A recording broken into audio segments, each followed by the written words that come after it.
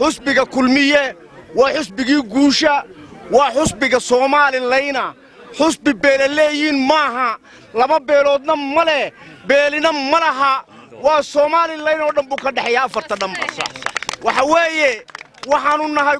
dadkii maanta kulmiye cidda maanta ku xumaynaysa iyo cidda xaqiraysa iyo cidda maanta xumaynta ku jirtaba ama kulmiyaha ku jira ama dabada u jooga anaga u joogno u jawaabayna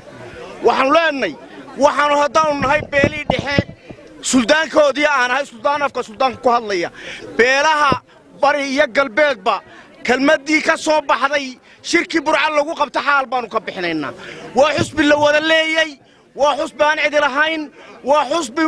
loo wada siman yahay waa xusbi quruxdii wadanka waa xusbi waxqabadkiya waa xusbi markii labaad musharaxiin madaxweynuhu sharaxan yahay kaasoo kale cid wax lagu xashiibeeyo ma waxana lagu xumaynaya Muuse Biixi laguma xumayn karo waa madaxweynaha mustaqbalka imaka annaka cidda maanta u soo jeeda iyo cidda ku xumaynaysa iyo cidda isla turunturee annaga u joogna waxaanu leenahay madax dhaqameedku waxaanu furaynaa iskuul madax dhaqameedka iskuul baanu furaynaa siminaar baanu furaynaa buur madow baanu siminaar furaynaa soo diyaar garoobo xilka habarto madax dhaqameedku wuxuu yahay madax dhaqameedku cay maaha ceeb maaha cayna maaha waxa weeye wanaag iyo walaalnimo waxaan leeyahay سعد موسى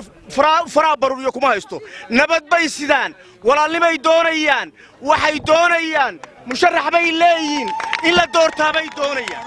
وحن لايي سيدي اي مانتا يدوغو عوديان باي يدوغو يمادين اوغو عوديسان صحافة دي باي جاينين مركا اوتي مادين ميديا دي باي جاين idinku waa ku xumaysan media geyseen ujeeda u lahaydeen taana waanu way arkaya assalamu alaykum wa rahmatullahi